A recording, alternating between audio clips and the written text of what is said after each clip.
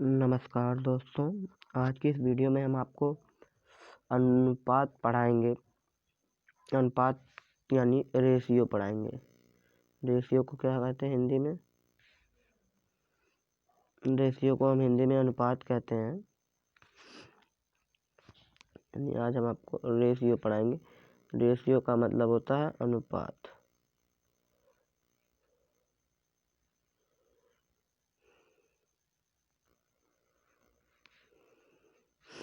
अनुपात हिंदी में देखिए,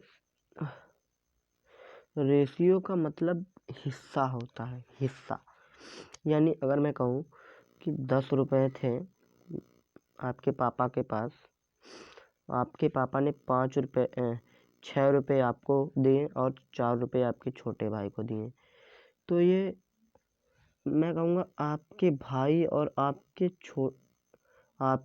छोटे भाई में जो अनुपात बना पैसों का, जो पैसे बटे हैं, उसमें अनुपात क्या था? 6-4 का। यानी आपको 6 रुपये मिले, आपके भाई को 4 रुपये मिले।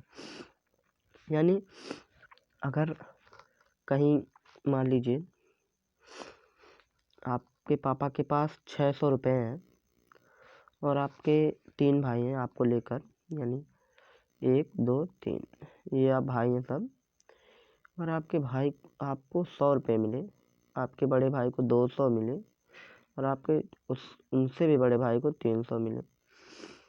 तो मैं ये कहूँगा कि आप तीनों में जो राशि बटी, यानी जो मनी बटी, वो 1:2:3 में बटी। यानी आपको 1 रुपया मिला, आपके बड़े भाई को 2 रुपये मिला और आपके सबसे बड़े भाई को 3 रुपये मिले। ये इसकी एग्जैक्ट वैल्यू नहीं होती है। ये जो 1 होता है ना, ये भी मल्टीपल होता है। यानी आपको 1 का मल्टीपल मिला 1 का, और इसको 2 का मिला, इसको 3 का। यानी अगर आपको लिखा है कि 1:2:3 है, तो इस तीनों में अगर हम किसी भी संख्या का गुणा कर दें, मान लीजिए अगर हम 10 से गुणा कर दें तो ये 10 हो जाएगा, ये 20 हो जाएगा, ये 30। यानी आपको 10 रुपये मिले, आपके बड़े भाई को 20 रुपये मिले और आपके सबसे बड़े भाई को 30 रुपये मिले। मतलब मेरे कहने का मतलब, जो अनुपात होता है वो एग्जैक्ट वैल्यू नहीं होती, वो एक हिस्सा होता है। कट पिट के वो उसको अनुपात बना दिया जाता है। यानी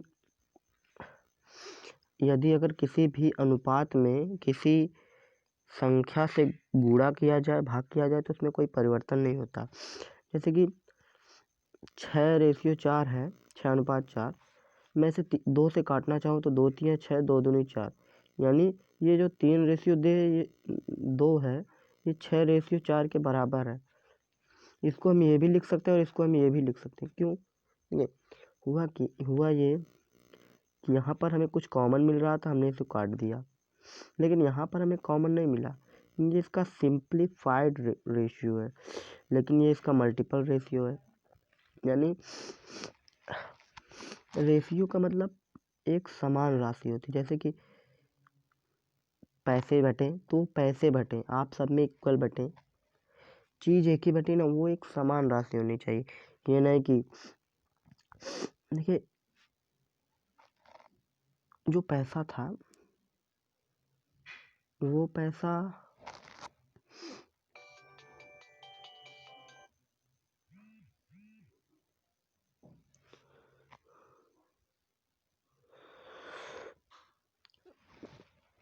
देखिए, कभी हम अनुपात निकालते हैं संख्याओं में, ये नहीं कि 10 कुत्ते और 15 बिल्लियों का अनुपात क्या, नहीं, ये उनकी संख्या का अनुपात होता है कि 10 कुत्ते और 15 बिल्लियों में अनुपात नहीं। क्या 10 कुत्ते कभी 15 बिल्लियों के बराबर होते हैं? नहीं, ये उनकी संख्या का अनुपात है। अब आते हैं क्वेश्चन पे। देखिए, अगर आपको A अनुपात B 2:3 दिया है और B/C आपको 4:5 दिया है, तो आप हमें बता सकते हैं A/B/C क्या होगा? ये चीज़ आप हमें बता सकते हैं। देखिए, ये आपको 2 संख्याओं का अनुपात दिया है, ये अन्य 2 संख्याओं का अनुपात दिया है। हमें पूछा कि हमें कंबाइंड रेशियो पूछा, यानी तीनों संख्याओं का आपस में अनुपात बताइए। देखिए अगर मैं यहाँ से निकालना चाहूँ तो a की वैल्यू 2 है और b की वैल्यू यहाँ पर 3 है, लेकिन यहाँ पर b की वैल्यू 4 है और c की वैल्यू 5 है। यानी इस a रेशियो b को अगर हम फ्रैक्शन के रूप में लिखना चाहें तो हम लिख सकते हैं a अपान b। रेशियो का मतलब होता है डिवाइड, 2/3। यहाँ से अगर हम कंपेयर करें तो a की वैल्यू 2 और b की वैल्यू 3 आएगी। देखिए a की वैल्यू 2 एग्जैक्ट नहीं आती, यहाँ पर k होता है कुछ कांस्टेंट, ये डिवाइड में रहता है इसलिए कट जाता है k से k। तो हम a को 2 मान लेते हैं, b को 3 मान लेते हैं। तो मुझे ये समझ में आया कि a की वैल्यू हमने 2 ले ली और b की वैल्यू 3 ले ली। लेकिन अगर हम देखिए हम ये नहीं कह सकते। अब देखिए a रेशियो b 2 रेशियो 3 है, b रेशियो c 4 रेशियो 5। देखिए यहाँ पर हमें देखिए सिंपल सा एक काम करना रहता है। हमें जो b की वैल्यू है, यानी जो v है b, उसकी वैल्यू को सेम करना रहता है दोनों अनुपात में। यानी यहाँ a की वैल्यू 2 है लेकिन और कहीं ये नहीं है, यानी ये चल जाएगा। यहाँ c की वैल्यू 5 और कहीं c नहीं है तो भी वो चल जाएगा। लेकिन यहाँ पर v की 2 वैल्यू, b की एक वैल्यू 4 है, b की एक वैल्यू 3 है, तो हमें इसे ही इक्वल बनाना रहता है। जैसे कि a अपान b अगर आपका 2 रेशियो 3 है और b रेशियो c 4 रेशियो 5 है, तो मैं कहूँ इस v को इक्वल बनाना है। तो देखिए b की 2 वैल्यू है, एक है 4 है, एक है 3 है, तो हमें इस 4 और 3 को इक्वल करना है। तो इसके लिए हम क्या करेंगे, 4 और 3 का क्या एलसीएम क्या होता है, एलसीएम। तो हम कहेंगे एलसीएम 12, यानी हमें 12 बनाना है, यानी हमें v की वैल्यू को 12 करना है। यही इसकी वैल्यू होगी, सिंपल सी यही इसकी वैल्यू होगी v। तो देखिए अब मैंने कहा कि आपको 12 बनाना है, तो आप क्या करेंगे। तो देखिए अब अगर मुझे इस 3 को 12 बनाना है तो मैं कहूँगा 4 से गुणा कर दो ऊपर नीचे, और इस b को अगर 12 बनाना है तो मैं कहूँगा 3 से गुणा ऊपर नीचे कर दो। तो यहाँ से a की वैल्यू देखिए, तब a की वैल्यू में भी परिवर्तन आ जाएगा, a की वैल्यू 8 हो जाएगी, b की वैल्यू यहाँ पर भी 12, b की वैल्यू यहाँ पर भी 12, यानी v की वैल्यू 12, c की वैल्यू 5 × 3 15। यानी मेरे समझ में ये आया कि a बराबर 8, b की वैल्यू 12, c की वैल्यू 15। यानी अगर हम अनुपात देखें तो a ratio b ratio c 8:12:15। देखिए हमें सिर्फ सिंपल सा ये काम करना रहता है कि a रेशियो b 2 रेशियो 3 है, b रेशियो c 4 रेशियो 5 है। हमें सिंपल सा सिर्फ एक ही काम करना रहता है कि हमें v की जो वैल्यू है ना, ये v, इसको हम सेम कर दें, बाकी सब हो जाएगा। अगर नया अलग क्वेश्चन बताऊं तो p अनुपात q अगर 6:7 है और q/r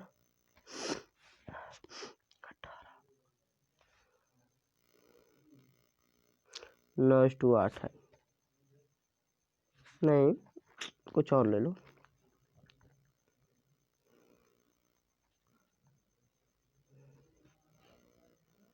3:5 है। तो हमें p ratio q ratio r की वैल्यू बताइए, यानी p रेशियो q रेशियो के r क्या होगा। तो मैंने आपसे कहा कि जो बीच की वैल्यू बैठती है q, यानी जो q है, देखिए यहाँ पर q 7 है और यहाँ पर q 3 है। तो अगर हम इस 7 और 3 को हमें इक्वल बनाना है, अगर हमें 7 और 3 को इक्वल बनाना है तो हम क्या करेंगे। देखिए पहले बेसिक समझिए, यानी p/q 6:7 है Q/R 3:5 है। मैंने कहा था कि जो Q की वैल्यू होगी उसका हम लेंगे एलसीएम, यानी 7 और 3 का एलसीएम लेंगे तो हमें मिलेगा 21। यानी अब हमें Q को 21 बनाना है। तो Q को 21 बनाने के लिए हम क्या इंटू करें? तो मैं ये कहूँ कि इस 7 को अगर 21 बनाना हो तो मुझे ऊपर नीचे 3 से गुणा करना होगा, और इस 3 को जब मुझे 21 बनाना है तो मैं कहूँगा 7 से ऊपर नीचे गुणा कीजिए। तो यहाँ से P की वैल्यू 18 हो गई, Q की जो वैल्यू हो गई वो हो गई 21, और R की जो वैल्यू हो गई 35। यानी अगर मैं P/Q/R की बात करूँ तो ये हो गया, कितना हो गया बताइए? ये 18 हो गया, ये 12 हो गया, ये 35 हो गया। ये आपका आंसर।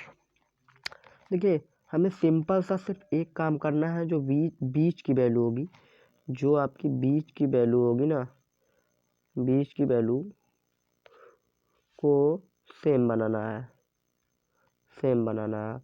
और सेम बनाने के लिए हमें क्या करना होगा? एलसीएम लेना होगा दोनों जगह की वैल्यू को। एलसीएम आप जानते हैं, एलसीएम लेना होगा दोनों संख्याओं का। देखिए ये होता है, अगर फिर मैं बात करूं आपसे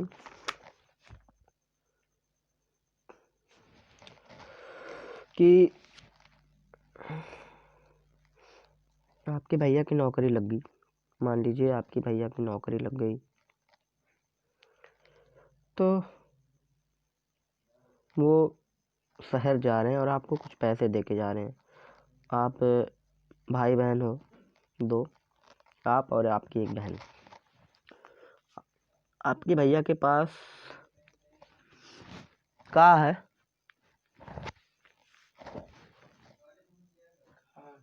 कुछ ना।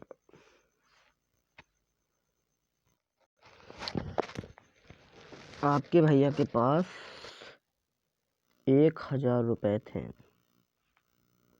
कितने रुपए थे? 1000 रुपये। तो आप एक भाई बहन हो, यानी बॉय हो, और एक गर्ल है। तो मैंने कहा कि जो पैसे बटे,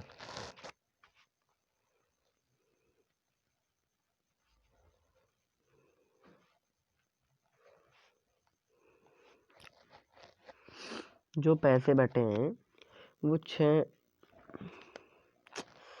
जो आपके भैया ने 1000 रुपये बांटे, उसको आपके भैया के पास 1000 रुपये थे। आपके भैया ने आपको और आपकी बहन को 3:2 में बांट दिए। यानी आपका जो हिस्सा है वो 3 रुपये है मान लो, और आपकी जो बहन का हिस्सा है वो 2 रुपये।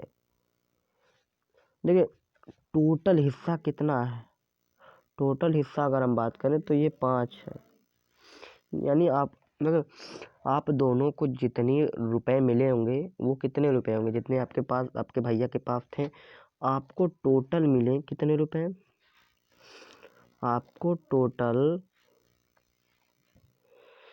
आपको टोटल मिले 5।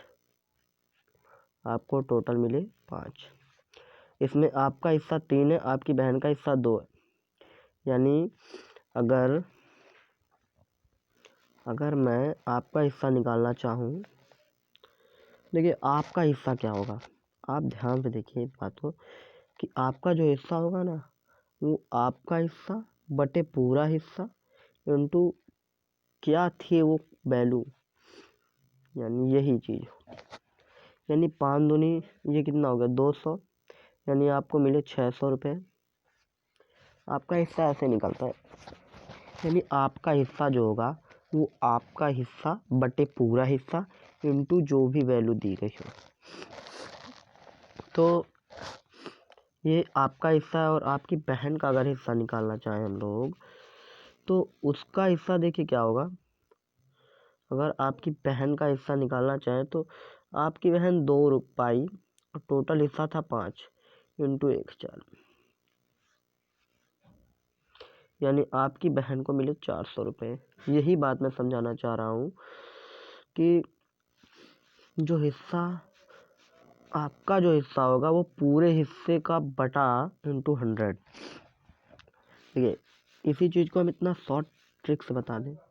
देखिए आपको 3 मिले, 3:2 में मिले, टोटल मनी थी 1000 रुपये। 3 2 5, 5 अगर 1000 को यूनिट को रिप्रेजेंट कर रहा, 5 यूनिट 1000 को रिप्रेजेंट कर रहा, तो 1 यूनिट कितने में करेगी? 5, यानी 200 को करेगी। जब 1 यूनिट 200 को करेगी तो 3 यूनिट 600 को हो जाएगा और 2 यूनिट 400 का हो जाएगा। काम ख़त्म। यानी आपको 600 रुपये मिले, आपकी बहन को 400 मिले। अगला क्वेश्चन मैं आपको बता रहा हूँ, एक क्वेश्चन करा रहा हूँ।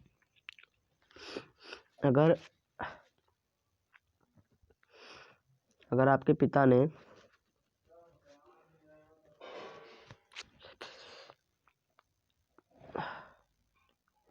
आपको और आपके दोस्त को 7:4 में राशि दी, उनके पास टोटल 2200 रुपये थे और उन्होंने आपको और आपके दोस्त को इस अनुपात में बांट दिया, तो मैं कहूँ कि आपको कितना मिला और आपके दोस्त को कितना मिला?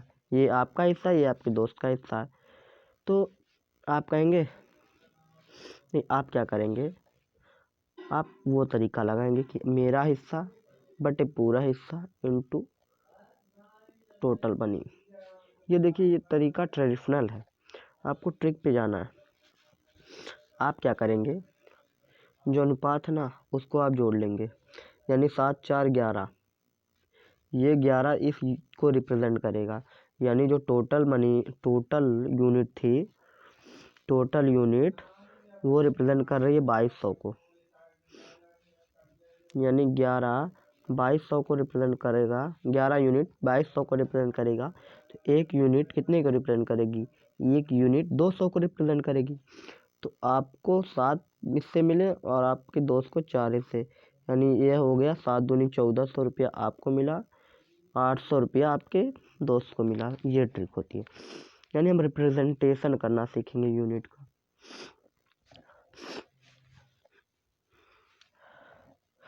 देखिए मान लीजिए 3 संख्याओं में 2 3 5 का अनुपात है और यदि उनका योग 100 है, यदि उनका योग 100 है, तो आप मानेंगे संख्या को कि 2x है, 3x है, 5x है, फिर इसको जोड़ेंगे 100 के बराबर होगा। नहीं, ये काम मत कीजिए। आप ये कीजिए कि ये 2 के अनुपात में है, 3 के अनुपात में है, 3 के अनुपात में है, ये 5 के अनुपात में है, ये तो इनका योग कितना होगा? आप कहेंगे 10 होगा, पूरा योग 100 है।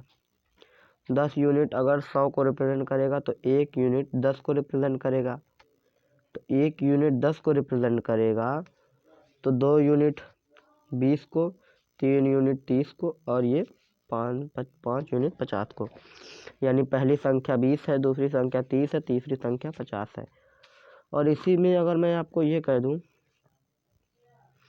कि बड़ी संख्या और छोटी संख्या में अंतर ज्ञात कीजिए, तो मैं कहूँगा 50 और 20, 50 माइनस 20 30।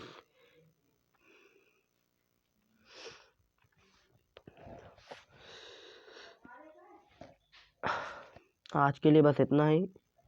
धन्यवाद दोस्तों।